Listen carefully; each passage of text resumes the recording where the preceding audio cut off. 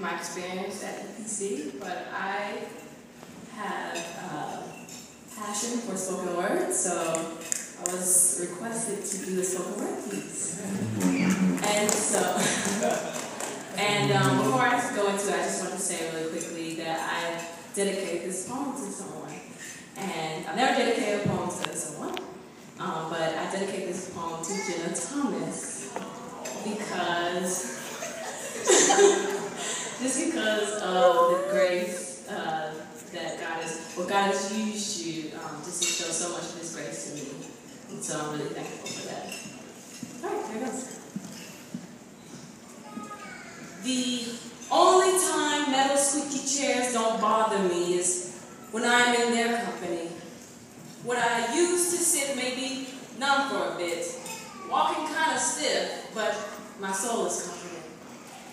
An oven for a sanctuary, old vents seem more useful for baking. Got me sweating and hyperventilating, but I resist a cool mist, just to be in their midst. More hot air still persists, but cold water is less refreshing than their presence.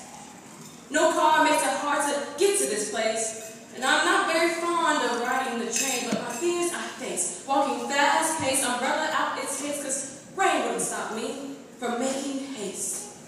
And my friends sometimes plan trips on the weekend that extend past the day I gather with the brethren, and I question my attendance. They think I'm tripping, when Saturday must be when the trip ends, because I'll do all I can to not forsake this blessing. But reality sets in, that my sin distorts my vision of this blessing. My sin starts leaking when I'm easily offended because someone looks at me wrong or tells me about my sin in the wrong tone. Makes me prone to stay at home when someone at Bible study shares for too long. Got me looking at my watch saying, come on. During praise and worship when they don't sing my favorite song, or during discussion I can't say what I want. Slowly I begin to distance myself from His own, from this group to whom God is known. But why is He known among them? Because of this imperishable seed that was sown.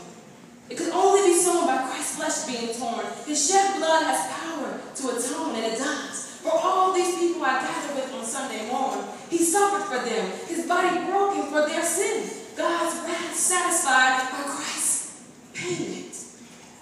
But I'm not seeing this anymore. Toward this truth, my eyes have become sore. So sin is creeping in the door, but God's grace is sufficient in restoring my vision. Check this. He uses the same gift I despise to point me to the point for the sight for sore eyes.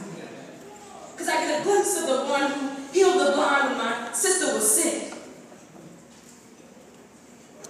The body came quickly to her bedside, even if they didn't have the time. And I've witnessed the Lord's patience when I see the older men ministering to the young. The young can sometimes have untamed tongues, but faithfully they minister to each one. How real my supernatural union becomes with Christ, and the certainty that I'll see Him face to face in paradise. When past Sunday, believers do life on life. We bear each other's burdens. We walk together through this fight. And the riches of Christ were put on display when my car wouldn't move one Sunday. The deacons came to the rescue, helped me guess the issue and got the car to move, but I was moved by God's kindness towards me, His undeserved grace that is ever flowing. Most importantly, that old story is told, the one that never loses its glow, about an innocent man dying to save my wretched soul. The cross has been lifted high and pinned to my heart with every song that is sung, by every word that is taught. And that is why metal chairs and hot air can become dim. Because I am with these people, and Christ is among them. This gift makes me long for you, O Lord. This beautiful means of grace. Teach me not to take it for granted, to not treat it as a waste. Because it's a gift from God that I have eyes to now see clearly. This gift has 3 letters, E,